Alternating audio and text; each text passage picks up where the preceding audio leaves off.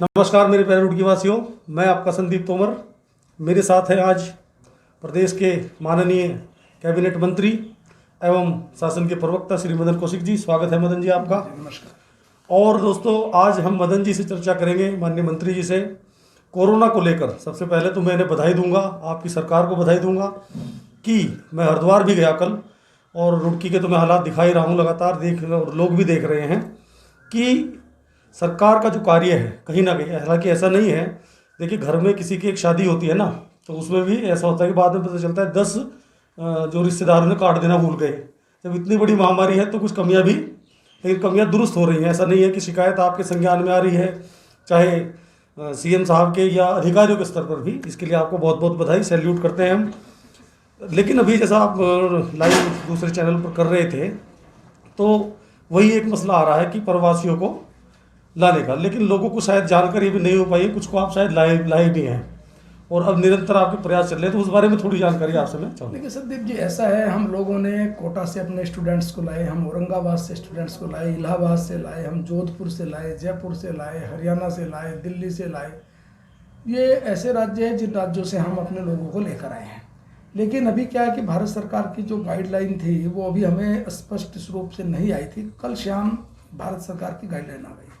उसमें उन्होंने कहा है कि आप राज्य में एक नोडल अधिकारी बनाएंगे, नोडल अधिकारी सारे विषय को तैयार करेगा, अन्य राज्यों से संपर्क होगा, संपर्क करके राज्य के कितने लोग हैं, हम कितने लोग वहाँ पर हमारे जाने हैं, कितने वहाँ से आने हैं। कल ही शाम ही गाइडलाइन आने के बाद हमने एक नोडल अधिकारी की नियुक्ति की है, और शैलेश जो हमारे शैलेश बगोली जी, जो इस समय सचिव हैं, शहरी विकास विभाग के सचिव हैं, और वो उसके क्या नाम, ट्रांसपोर्ट के भी सचिव हैं, और उनको हमने नोडल अधिकारी बनाया है। अब वो कल से उन्होंने जो हमारा कंट्रोल रूम का नंबर दिया हुआ है, जिस पर 30 लाइन एक साथ चलती हैं, वो नंबर चालू हो गया है, लोगों की कॉल्स आनी शुरू हो गई हैं। और हमने कल शाम ही सारे राज्यों के चीफ सेक्रेटरी को एक मेल कर दी है, कल ही उनको सूचना व्हाट्सएप के द्वारा दी है कि आप हमारे राज्य के कितने लोग हैं, हम इधर अपने राज्य के पूरी जो यहाँ फंसे कर रहे हैं जी। और फिर उनको आपस में एक दूसरे से एक्सचेंज करेंगे, भेजेंगे। तो आप ये मानकर चलिए कि सरकार को जिस प्रकार का भी गाइडलाइन होती है, भारत सरकार चूंकि इस एक्ट के अंतर्गत हमें भारत सरकार के जो जितनी गाइडलाइन है उसका पालन करना मैंडेटरी है राज्यों के लिए। राज्यों की अपनी कोई वो नहीं है कि राज्य अपनी मर्जी से केंद्र से होगा, केंद्र से जी। तो भारत सरकार की गाइडलाइन के आधार पर हमने ये लगातार निर्णय लेते आए हैं, और इससे हमें फायदा ये हुआ है कि गाइडलाइन के आधार पर हमने लॉकडाउन किया, एक सख्ती से लॉकडाउन किया, लोग घरों में रहे। और आप देखेंगे कि 3 जनपद को छोड़ दे तो हमारा कोरोना पॉजिटिव है ही नहीं, और उन जिन जनपदों में आया था उधम सिंह नगर, वो बाद में आप देखेंगे वो इस समय हमारे यहाँ ऐसा ऐसा ग्रीन जोन की तरफ बढ़ रहे हैं। तो ग्रीन जोन में आने के बाद और अच्छा हो जाएगा। अगर हम देखें तो केवल एक जनपद देहरादून थोड़ा प्रभावित है जिसमें केस आ रहे हैं, लेकिन हरिद्वार में भी कोई केस काफ़ी दिन से नहीं आए। तो वहाँ भी हम येलो की तरफ पर आहिस्ता आहिस्ता हम ऑरेंज आए, ऑरेंज से अब ग्रीन की तरफ वहाँ भी बढ़ रहे हैं। तो इस प्रकार पूरे राज्य में कोरोना को लेकर जो एक संकल्प हमने लिया था, प्रधानमंत्री जी ने जो एक गाइडलाइन दी थी, प्रधानमंत्री जी ने एक अपेक्षा की थी, उस गाइडलाइन और अपेक्षा के आधार पर हमने इस कोरोना की लड़ाई में पूरी ताकत के साथ खड़े हुए हैं, और इसका परिणाम हमें नज़र भी आ रहा है। अच्छा, जो मैं समझता हूँ कि थोड़ा विषय से अलग हटकर, ये तो आपने बता ही दिया, बड़ा सुंदर है कि यहाँ गंगनहर कोतवाली पुलिस ने, हो क्या रहा है, हालांकि आपका मंत्रालय शायद नहीं है, आप कार्य अलग है, तो हो क्या रहा है कि शराब जो है, ठेकेदारों ने लॉकडाउन के समय, जैसे ही लॉकडाउन घोषित हुआ, शराब के ठेकों से, खासतौर पर शहरी क्षेत्र में, शराब बाहर निकाल ली। और ये ग्राउंड की रिपोर्ट में है, कोई सामने तो नहीं आकर नहीं कहेगा जिसने खरीद ली, लेकिन हम लोग जो ग्राउंड में रहते हैं तो पता लग सकता है कि जिस शराब का रेट 500 रुपये अगर वो बोतल है, तो वो 2 से 2,500 रुपये की वो बिक रही है। और यह बहुत बड़े व्यापक पैमाने पर गंगनहर कोतवाली पुलिस यहीं रुड़की में है, 167 शराब की पेटी उन्होंने बरामद की। उसमें हालांकि अभी स्थिति स्पष्ट नहीं है कि जिनसे शराब पकड़ी गई वो गंगनहर पुलिस का कहना है कि जोगिंदर उर्फ लंगड़ा है, लेकिन इसमें कहीं ना कहीं भाजपा के नेता हैं जोगिंदर सिंह मंडावर से, वह माननीय पूर्व सांसद जी जो है उनके प्रतिनिधि भी हैं, भाजपा अनुसूचित जाति मोर्चा के जिला महामंत्री भी हैं।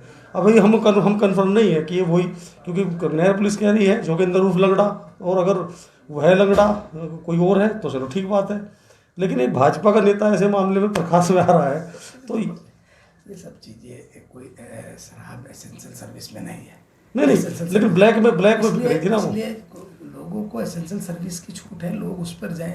देखिए मैं समझता हूँ कि ये इतनी जरूरी चीज़ नहीं है जो लोग इसकी तरफ दौड़े। लेकिन माननीय मंत्री जी, मैं भाजपा के जो नेता हैं उनकी बात कर रहा हूँ, अगर वो वही है। देखिए कानून तो अपना काम करता है, कानून किसी के साथ नहीं रहता, कानून अपना काम करता है। कहीं अगर वो नहीं है, जोगिंदर सिंह नहीं है, तो वो कानून के अनुसार कानून। लेकिन दूसरा, इसी में एक और विषय है कि आबकारी विभाग सोया रहा। ये काम पुलिस ने किया, काम करना था आबकारी विभाग को, लेकिन किया किसने? पुलिस ने। दूसरे, अब कई ठेके ऐसे हैं, जैसे मालवीय चौक का शराब का ठेका है, बिल्कुल मुझे 100% यकीनी तौर पर बहुत लोगों ने बताया कि यह ठेका खाली हो रखा है, बाहर पर सील लगी हुई है। तो इनकी मैंने जो आबकारी के सहायक आयुक्त हैं पीबी मिश्रा जी, उनसे भी बात की। उन्होंने कहा हम चरणबद्ध इनकी जांच कराएंगे, अगर ये माल निकाल कर इस पर बेचा जा रहा है। इस पर आपका क्या कहना है? मैंने देखा दो चीज़ें हैं, ये मैंने कहा ना कि ये कोई एसेंशियल सर्विस नहीं है। एसेंशियल नहीं, लेकिन ब्लैक हो रही है तो राजस्व का नुकसान तो सरकार को ही हो रहा है सर। कि राज्य को इसका एसेंशियल सर्विस में नहीं खुल पा रहे। मैं सभी लोगों से निवेदन करूंगा कि इस समय कोरोना का समय है, सब लोग मिलकर इस लड़ाई को लड़ें और घर में बैठकर लड़ें, बच्चों के साथ रहकर घर के अंदर रहें। इसमें कहीं भी इस प्रकार का जो व्यसन है उससे दूर रहने की वो अलग विषय है, लेकिन राजस्व की जो हानि हो रही है वो तो सरकार की हो रही है। कहीं अगर इस प्रकार की कहीं कोई सूचना मिलेगी तो कार्रवाई करेंगे। चलिए, अच्छा, एक विषय और है कि खाद्यान्न को लेकर, राशन को लेकर कई जगह से ऐसी शिकायतें आई कि वहाँ जो राशन डीलर हैं वो गड़बड़ कर रहे हैं। कार्रवाई की हमने। प्रदेश में लगभग एक दुकानदार अभी जेल में है, एक की दुकान निलंबित की है। हमने नहीं, कार्रवाई भी हो रही है, मैं मान रहा हूँ कार्रवाई भी हो रही है। अल्मोड़ा में हमने मुकदमा दर्ज करके उसको जेल में डाला है।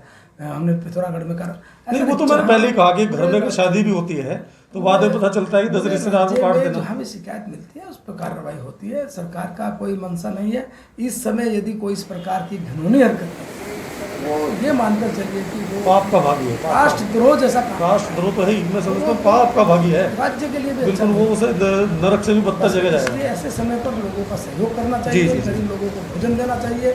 जैसे लोग दान कर रहे हैं, कर रहे हैं। स्वयं सेवी संगठन सामने आ रहे हैं, और आप अगर ऐसा काम कोई करता है तो निश्चित रूप से उसके लिए दुर्भाग्य की बात है और उसके खिलाफ कड़ी कार्रवाई। मैं आपके काम को सैल्यूट करता हूँ। एक हमने मुहिम चलाई हुई है रुड़की अब से, आपकी सरकार को, आपके मुख्यमंत्री जी को और आपको, विशेष रूप से आपको, ये बड़े उसका विषय है। आप हमारे यहाँ भी पधारे और यहाँ से मैंने देखा कि आप किस तरह से पल पल की जानकारी अभी आपने लाइव एक चैनल के साथ किया, आप दे रहे हैं। आप बिल्कुल घर नहीं बैठ रहे हैं और रिस्क उठाकर आप देखिए पूरे क्षेत्र में सक्रिय हैं, ये बहुत बड़ी बात है। इसके लिए आपको सैल्यूट। और मेरा अंतिम सवाल, अभी क्या हुआ कि रुड़की से एक युवक है, वो कभी रुड़की के जो विधायक हैं आदरणीय श्री प्रदीप बत्रा जी, उनके वो कभी सचिव रहे हैं, अब उनसे अलग हो गए, कुछ मतभेद रहे होंगे जो भी रहा।